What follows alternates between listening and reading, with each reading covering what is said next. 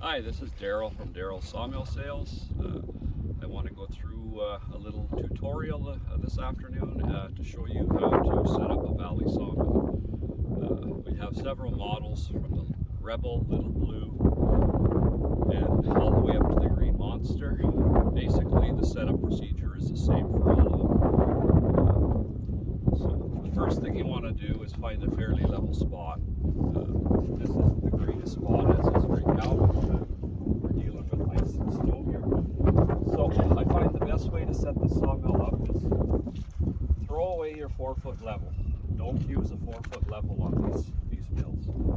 Because of the long length of them, it is almost impossible to set this mill up straight with a 4-foot level. So what I suggest is most of the mills come with a level bubble on the front, and that's all you need. So the way I start is I make sure you have a decent footing, drop your jacks down, and what you want to do is know how your jacks work. So you have your front and back jacks. Some models have one in the front, some have two. So your front and back jacks will level the long way, and you have your two jacks in the middle here. They'll level this way. So what you want to do is start out by getting your level bubble fairly close, and then you start out with your front to back, and then you move to your center jacking. So the biggest thing with this type of mill is the way it's constructed. You actually don't have to set this up level. You can actually set it up if you want your bandsaw head to retract back for you, or you can set it so the front slopes down, so your bandsaw head will be easier to push. Picture an extension ladder. This is kind of the same construction. When everything's all locked together, it's really rigid. So it's you don't have to go through the fine tuning that you have to do on a lot of the other mills out there. So I always say set it up true, not level, and the best way to do that is just by using that level bubble. I'm going to set it so my bandsaw head will retract back for me, and then I'll show you a foolproof way to get it dead level, dead true.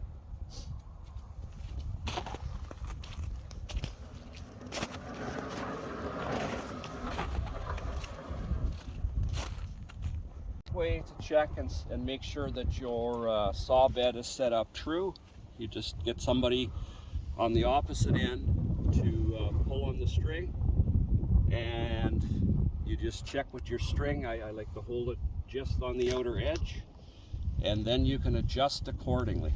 So the way it is right now, my saw bed could go up a tiny bit in the middle.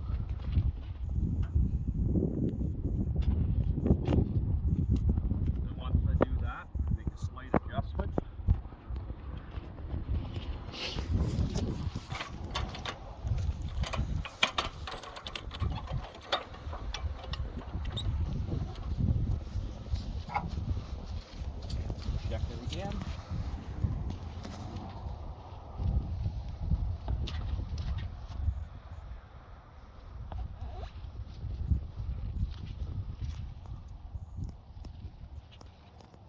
And that is the best way to get your saw bed so it'll saw straight. If you don't have your saw bed perfectly straight, it transfers right into your sawing. If your saw bed is slumped a little bit, you will have a slump in your sawing, or if it's humped up in the middle a little bit, that'll transfer into your sawing. I find when you try to set this up with a 4-foot level, because of the length it is, what you wind up doing is over jacking the ends, because all good steel has a certain amount of flex to it. So you're flexing up the ends, and then you're trying to level the middle. Because the steel is under stress, it doesn't want to flex up. So what you got to do is just start from scratch. Don't over jack the ends. Use that level bubble, and then just adjust your jacks a little bit according to how it's sitting.